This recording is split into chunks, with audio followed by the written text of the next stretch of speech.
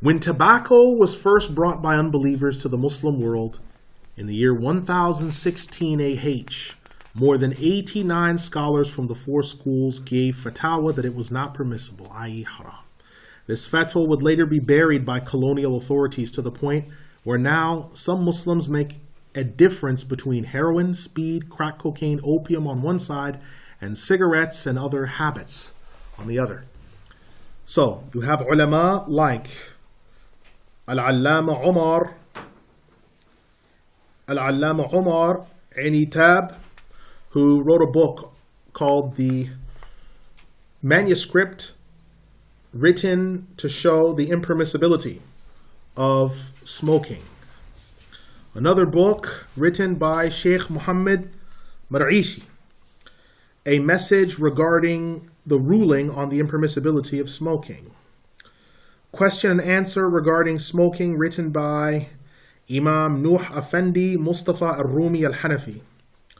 A book called The Good Word Between the Brothers, regarding those who give the ruling that smoking is permissible, by Sheikh al-Nabulsi. Another book written by an alim, warning those who are heedless in the impermissibility of smoking, by Sheikh Muhammad ibn Ali al-Jamali al-Maghribi al-Maliki. Another book, a message regarding the impermissibility of smoking, by Imam Abdul Malik ibn Jamal al-Isami, the great Maliki scholar. Another book, message regarding smoking, by Imam Sheikh Nasruddin Ibrahim ibn Ibrahim al-Laqani, who said it was impermissible. Another book called The Far-Reaching Answer to the Bold Question Regarding Smoking, written by Imam Nuruddin Ali al-Maliki. Another book, The Far-Reaching Proof in Establishing the Impermissibility of Smoking, by Imam Sulaiman ibn Muhammad al-Maliki. The Advice to the Brothers Regarding the Impermissibility of Smoking and the Compulsory Nature of Avoiding It, by Imam Burhanuddin Ibrahim al-Maliki. Another book written by Breaking the Desires Regarding Those Who Lust After Tobacco, written by Imam Alawi ibn Ahmad al-Shafi'i. Advising the Brothers and Refuting Whoever Even Speaks of Tobacco, by Sheikh Ahmed ibn Abdul Aziz al-Maliki. Advising People Regarding the Impermissibility of Smoking, by Imam Salama ibn Hassan al-Radi al-Shadhili, the great Maliki. Another book, The Impermissibility of Tobacco, by Imam Mahmud ibn Salama al-Maliki. Another book, The Clear Proofs Regarding the Impermissibility of Tobacco, by Imam Muhammad ibn Salman al-Maliki. There are some 89 and more names here. Mar' ibn Yusuf al-Karmi, great Hanbali alim, who wrote on this topic, also narrated a story from one of the ulema in Arabiya, in which the ulema told someone that was smoking to put it out, and they said it is not impermissible, and those ulema said, say La ilaha illallah. They made him retake his shahada. This is how serious it was viewed. Nowadays, because of a number of factors, there are people who will say it's not a big issue. It's makruh, it's this, it's that. We actually have the year that it came into the Muslim world, the year 1016 AH. We have the year that it came into the Muslim world. No, it is a big deal. It's just as much a big deal as crack, just as much a big deal as speed, heroin, snuff, whatever. It's just as big a deal. And it mustn't be taken lightly. I know there are some who take it lightly. But the ulama in that case considered it serious enough to make someone retake their shahada for even suggesting. That's how serious this matter is. And these are the names of these ulama. I mean, you can see they're from all, most of the ulama I quoted were either Malikis or Hanafis, the first set of them. But there's other ulama, Hanbali ulama, Shafi'i ulama.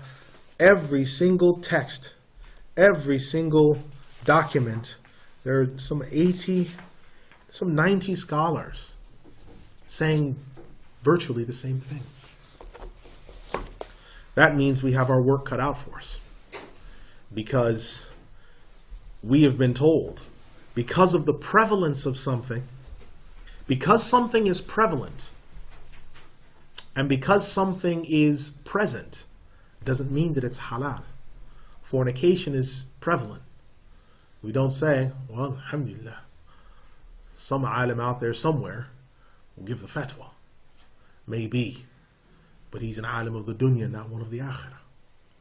Something being prevalent doesn't mean it's halal.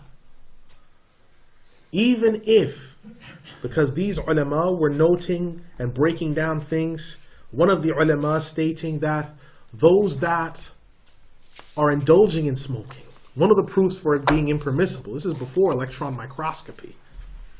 He says one of the proofs of it being impermissible is those that smoke imitate the sunnah of the people of Jahannam. And he quoted numerous ayat and ahadith that mention smoke coming out of the noses and mouths of the kuffar in the fire.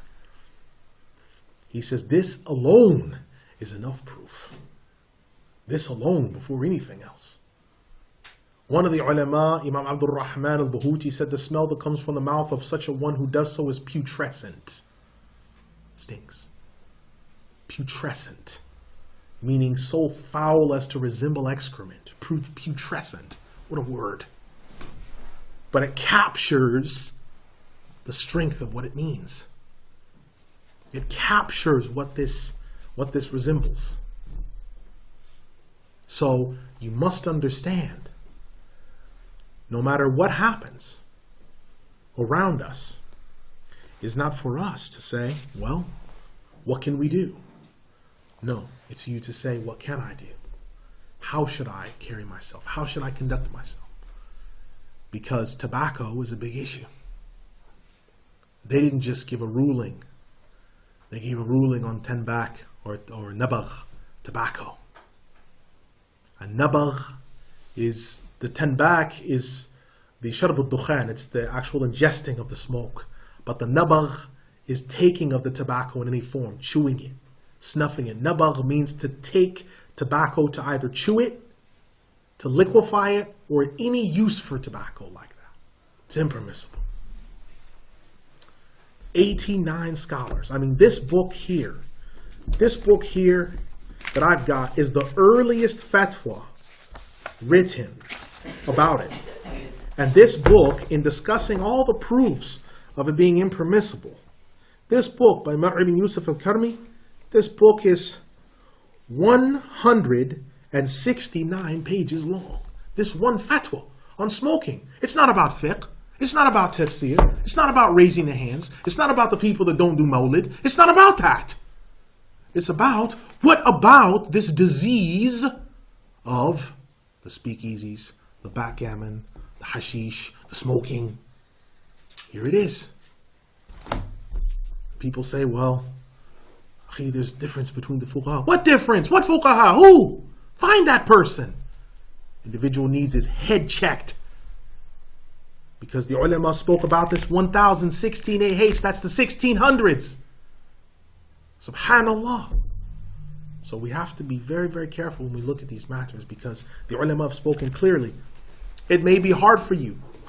Subhanallah, it's hard for me, or I can't just go cold turkey. Fine, go warm turkey, whatever. Do whatever you need to do, but do it. Oh, it's going to be hard for me. Yes, and there's a lot of other things that are hard for other people, but you've got to do them. Someone says, well, all my friends around me do. Well, then you'll have to tell them, I'm turning over a new leaf. Try to influence them. If they influenced you, you've got to influence them. And the way that things are headed, you have to stand outside in the rain to do it anyway. And you look like a little bit of a chucklehead or a sucker standing out in the rain anyway. So you might as well quit anyway. Save 50 pounds a month, 10 pounds a week, several hundred a year. Pick up something else. Pick up a new habit. All right? So this is why